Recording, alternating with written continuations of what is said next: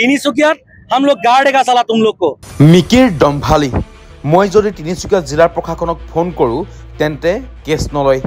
মিকিয়ে কৈছে যে কি মই যদি তিনিচুকিয়া জিলাত মানে জিলা প্ৰশাসনক ফোন কৰো মই ফোন কৰাৰ লগে লগে কেছ নলয়, পুলিচে কেছ নলয়। সাম্প্ৰদায়িক বিষপাস্প বিয়পাব বিচাৰিছে মিকি মোবাইল আৰু সনু মোবাইলৰ স্বত্বাধিকাৰীয়ে।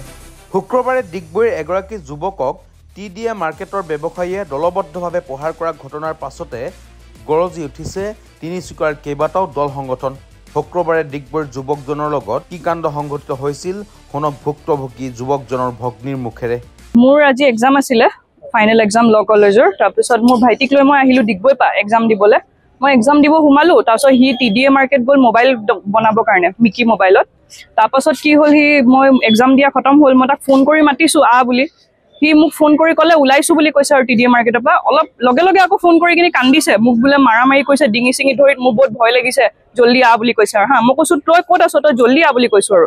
সি কি হ'ল, সি গাড়ীখন পাৰ্ক কৰিছিলে টিডিএ কিনাৰত যোনটো গলি আছে পাৰ্কিংটো তাত পাৰ্ক কৰিছিলে। তাৰপিছত সি ওলাওতে সনু মোবাইল দোকানৰ কোনোবা মালিক সনু নাম তেখেতৰ, সি কি কৰিছে গাড়ীখন দি ব্লক কৰি থৈ দিছে পাৰ্কিঙৰ মানে ৰাস্তাটো, যাব নিদিছে। মোৰ ভাইটিয়ে ক'লে অলপ আঁতৰাই দিয়ক, ইমাৰ্জেঞ্চি আছে, অলপ যাব লাগে, মোৰ বাৰ এক্সাম চলি আছে, তাত মই আনিবলৈ যাব লাগে বুলি কৈছে। সি মানে নেওঁতৰ ৰখিব লাগিব বোলে এনেকে কৈছে আৰু ভাইটিয়ে ওলাই গ'ল গাড়ীৰ পৰা। ওলাই কিনি সেইটো বস্তু তাহাঁতৰ মাজত আৰ্গুমেণ্ট এটা হ'ল। সি কি কৰিলে, লগে লগে আৰু 8-10টামান ল'ৰা মাতিলে, তাৰ দোকানৰ ওচৰৰ চবক মাতিলে। আহি মানে কথা নাই আৰু ডাইৰেক্ট মানে ভাইটিক ডিঙিত ধৰিছে, মাৰা মাৰি, ডিঙিত পুৰা দাগ হৈ গৈছে, ডিঙিত ধৰি ৱালত লগাই মানে একদম হিন্দুগিৰি বেছি দেখাবলৈ আহিছ, মুছলিম হয় ইয়াতে গাড়ী থৈ দিম, হেন তেন এইবোৰ কথা মানে আৰু। তাৰপাছত মানে মোৰ ভাইটি এই গোটেই যোনকেইটা মাৰিবলৈ আহিছে কুৰ্তা পাইজামা পিন্ধা মুছলিম একদম পুৰা দেখুৱাই দিছে আৰু মানে। তাৰপাছতে তাহাঁতি মাৰপিট লাগি মোৰ ভাইটিক যেন তেন তাৰ পৰা পলাই আহিলে। মোক লৈ কিনি মই আকৌ গ'লো, তাৰপিছত তালে আকৌ গৈ কিনি মই সেইটোৱে কৈছোঁ, যদি ইমানে দম মুছলিম দেখাইছ তো নামটো এটলিষ্ট ক। কোনো এটাই নাম চাম নকলে তাত। কিন্তু মই তাৰপিছত আহি এতিয়া থানাত এই দুপৰীয়া 1টা বজাৰ পৰা ইয়াতে আছো। টিডিএ পাৰ্কিং, টিডিএ একদম কিনাৰত যোনটো গলি আছে সব মানুহ আছিলে। মানে পাৰ্কিঙৰ চিকিউৰিটি গাৰ্ড নহয়, বাট মানে মেইন যোনকেইটাই মাৰিছে তাৰ মানে গোটেই দোকানত কাম কৰাখিনি আৰু মানে সেই তাৰ টিডিএ মাৰ্কেটৰে মানে দোকানীবোৰৰ কাম কৰা ল'ৰাবোৰৰ পৰাই হয় মানে। মোৰ ওচৰত ফটো আছে তাহাঁতৰ। ধৰি লওক এটা 1:36 এনেকা টাইমতে হৈছে। আমিতো একো নাই, আমি কেছ ফাইল কৰিম আৰু বেলেগ একো নাই আমাৰ। আনকি তেখেতৰ ভায়েকো আহি গৈছে থানাত, আমাক কৈছে পইচা দি সেটেলমেণ্ট কৰি ল'বলৈ, কিবা এটা লৈ ভাইটি সেটেল কৰি দিয়া বুলি কৈছে, বেছি ডাঙৰ নকৰিবা বুলি কৈছে আমাক। নাই তেখেতৰ নাম গম নাপাওঁ, খালি ইমানে গম পাওঁ সনু মোবাইল যোন দোকান হয় তেখেতৰ মালিক হয়। ইভেন মানে আমি বজৰং দল লৈ গ'লো তালৈকে, দোকান চোকান বন্ধ কৰি, মানুহ গায়ব, কোনো নায়েই। এতিয়া যেতিয়া মানে উপায় নাপায় আহিবলগীয়া হৈছে তেতিয়া চব আহিছে এতিয়া মানে। এই ঘটনাৰ লগত জড়িত সকলোকে গ্ৰেপ্তাৰ কৰিবলৈ দাবী জনাইছে বিভিন্ন দল সংগঠনে। লগতে সমগ্ৰ বিষয়টো হিন্দু মুছলিম কৰিব বিচৰাসকলৰ বিৰুদ্ধেও বিভিন্ন দল সংগঠনে ব্যৱস্থা ল'বলৈ আৰক্ষীক আহ্বান জনাইছে। হয়, কালি আমাৰ তিনিচুকীয়াত এটা খুব বেয়া ঘটনা সংঘটিত হ'ল। যিটো ঘটনা সংঘটিত হোৱাটো আমি কেতিয়াও কামনা নকৰোঁ। ঘটনাটো এনেধৰণৰ হৈছে, ইয়াত গোষ্ঠীগত সংঘৰ্ষ সৃষ্টি হোৱাৰ ধৰণে হৈছে। কাৰণ বাকী দীঘলীয়াকৈ নকওঁ, কথাখিনি এনেকুৱা ধৰণৰ হ'ল, ডিগবৈ এজন ল'ৰাই তিনিচুকীয়া টিডিএ মাৰ্কেটত মোবাইল বনাবলৈ আহিছিলে, মিকি মোবাইল নামৰ দোকানত মোবাইল বনাব আহিছিলে। মোবাইল বনাই ওলাই যাব লওঁতে তাৰ গাড়ীৰ সন্মুখত এখন গাড়ী পাতি দিলে। পাতি তাৰপিছত সেই ল'ৰাজনে ওলাই কিনে সিহঁত দুজনৰ মাজত বাক বিতণ্ডা সৃষ্টি হ'ল।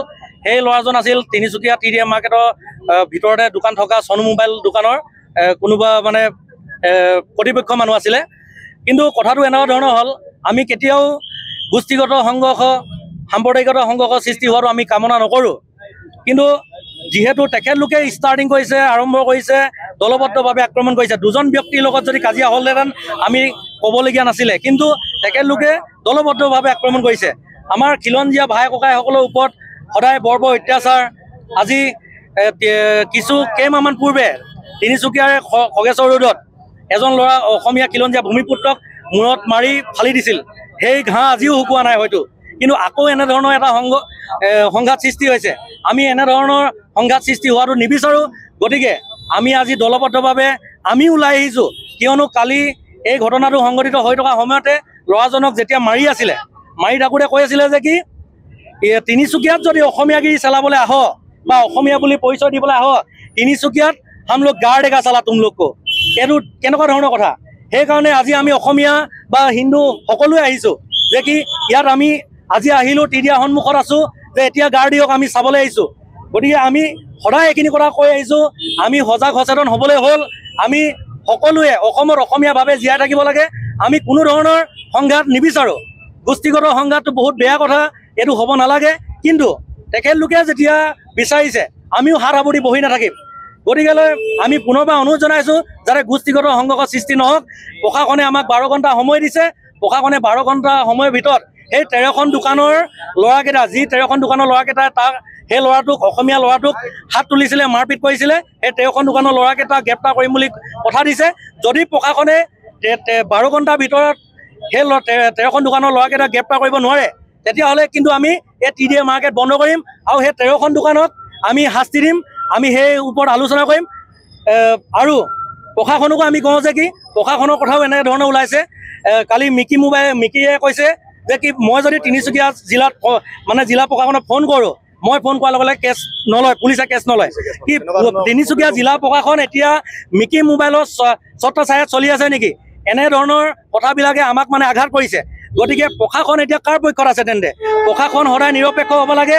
নিৰপেক্ষতা দৃষ্টিৰে প্ৰশাসনে এই বিষয়টো গুৰুত্ব সহকাৰে লওক।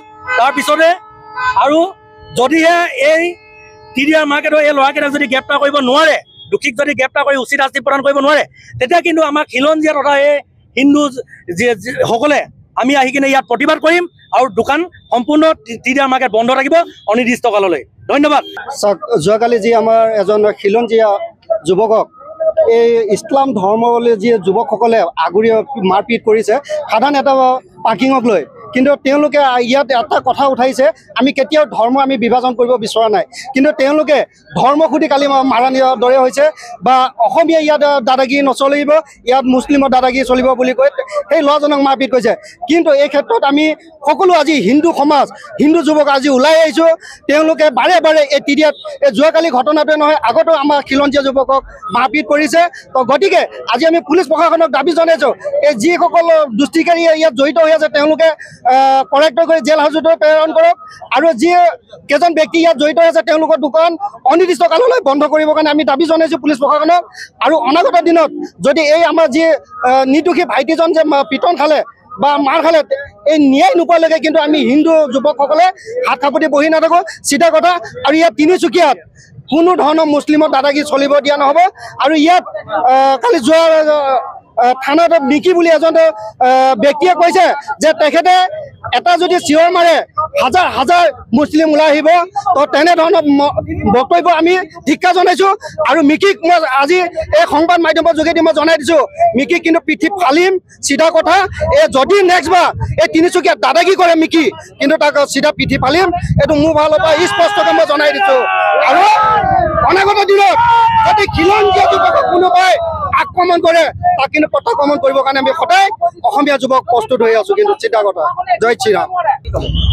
নিশ্চিতকৈ আপোনালোকৰ সংবাদ মাধ্যমৰ যোগেদি আমি যোৱাকালি গোটেই পৰিস্থিতিটোৰ কথা অৱগত হওঁ, আৰু অৱগত হৈ কিনে আজি আমাৰ বীৰ লাচিত সেনা অসমৰ তিনিচুকীয়া জিলা সমিতিৰ নেতৃত্বত এটা সজাতি দল ইয়াত আহোঁ, আৰু আহি কিনে আমি আৰক্ষী প্ৰশাসনৰ লগত এটা বাৰ্তালাপ কৰোঁ। এই বাৰ্তালাপত আৰক্ষী প্ৰশাসনক এটা সময়সীমা বীৰ লাচিত সেনা অসমৰ তৰফৰ পৰা বান্ধি দিয়া হৈছে যে 12 ঘণ্টাৰ সময় ভিতৰত যোৱাকালি যি অনাকাংক্ষিত আমাৰ দুৰ্ভগীয়া যি খিলঞ্জীয়া ল'ৰাজনক আক্ৰমণ কৰা হ'ল, সেই ল'ৰাজনক যিসকল লোকে আক্ৰমণ কৰিলে প্ৰথম 20 জন ল'ৰাক কৰায়ত্ব কৰিব লাগিব, উচিত শাস্তি প্ৰদান কৰিব লাগিব।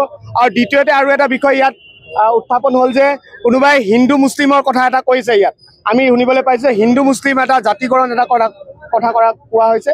সেই জাতিকৰণৰ বিৰুদ্ধে যিসকল মিকি মোবাইলৰ স্বত্বাধিকাৰীৰ বিৰুদ্ধে অভিযুক্ত আছে, সেই অভিযোগৰ ভিত্তিত মিকি মোবাইলৰ স্বত্বাধিকাৰীকো 12 ঘণ্টাৰ ভিতৰত কৰায়ত্ব কৰিব লাগিব। আৰু যদি তেওঁলোকে কৰায়ত্ব নকৰে, আপোনালোকে সকলোৱে জানে বীৰ লাচিত সেনা অসমৰ নিজৰ ষ্টেণ্ড আছে। বীৰ লাচিত সেনা অসমত সকলো জাতি জনগোষ্ঠীয় দল সংগঠনৰ লগত মিলি এটা অপ্ৰীতিকৰ পৰিস্থিতি কিন্তু তিনিচুকীয়াত কৰি দিয়া হ'ব। এই কথাষাৰ আমি প্ৰশাসন যন্ত্ৰটোকো আমি জনাই দিছোঁ, আপোনালোকে হয়তো গম পাইছে। আৰু আপোনালোকৰ সংবাদ মাধ্যমৰ যোগেদি আমি কৈছোঁ, স্তব্ধ কৰি দিয়া হ'ব তিনিচুকীয়া জিলা 12 ঘণ্টাত, যদি 20 জন ল'ৰা আৰু মিকি মোবাইলৰ স্বত্বাধিকাৰীক যদি গ্ৰেপ্তাৰ নকৰে। এইটো এটা স্পষ্ট কথা।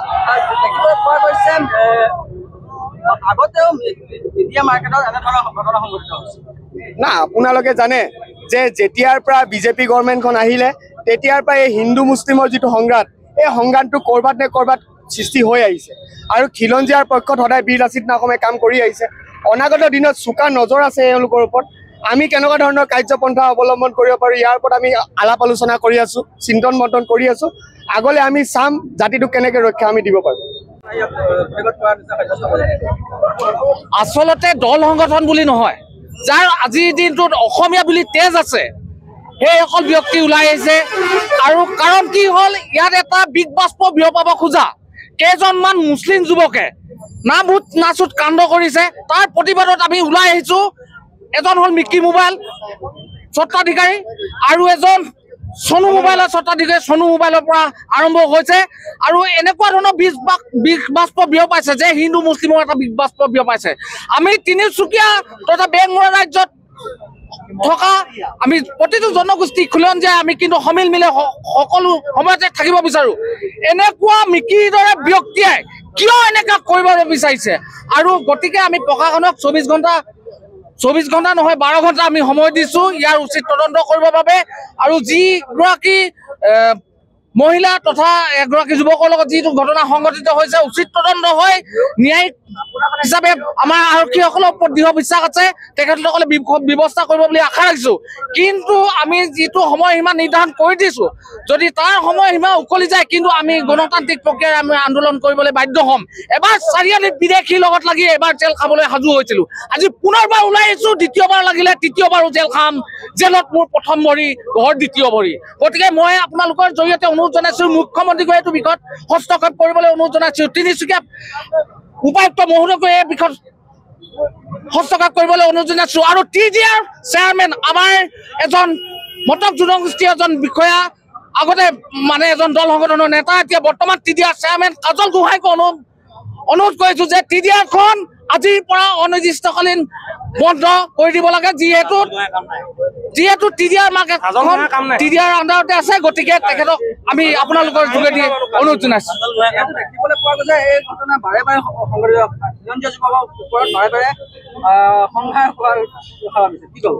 হয় আচলতে অতিকৈ দুখ লগা কথা আমি অসমীয়া জাতিটো পুতৌ কৰা জাতি গতিকে মৰম কৰা জাতি মৰম কৰা কথা ভাবি সিহঁতে বুকুতে সোমাই কামোৰটো মাৰিছে আৰু কিন্তু ইমানখিনি সহ্য কৰা আৰু নহ'ব অনাগত দিনত যদি তেনেধৰণে মিকিৰ দৰে আৰু অন্য ব্যক্তিয়ে যদি কৰে তেনেকুৱা বেলেগে যদি কৰে আমি ওলাই আহিম এইবাৰ আমি দ্বিতীয়বাৰ পৰা সজাগ হৈছোঁ তৃতীয়বাৰ যদি এনেকুৱা কাম কৰে কিন্তু আমি এনেদৰে শান্তিভাৱে শান্তি শৃংখলা বজাই ৰাখিবলৈ নোৱাৰিম কাৰণ আমি এবাৰ নহয় দুবাৰ নহয় তিনিবাৰ কিন্তু একেবাৰে নিবা গতিকে সকলোকে অনুৰোধ জনাইছোঁ যে তিনিচুকীয়াত বসবাস কৰা অসমত বসবাস কৰা খিলঞ্জীয়াসকলৰ নিৰাপত্তাৰ স্বাৰ্থত কিন্তু আমি ওলাই আহিম প্ৰশাসন ওলাই আহে নাহে নাজানো কিন্তু ইয়াৰ যদি পুনৰাবৃত্তি ঘটনা ঘটে তেতিয়াহ'লে প্ৰশাসন দায়ী হ'ব ইফালে তিনিচুকীয়া আৰক্ষীয়েও বিষয়টো গুৰুত্ব সহকাৰে লৈ তদন্ত আৰম্ভ কৰিছে কালি এটা ঘটনা আমাৰ দৃষ্টিগোচৰ হৈছে ইতিমধ্যে তাৰ দুখন FIR আমাৰ পৰিছে চ' সেই FIR দুখনৰ ভিত্তিত আমি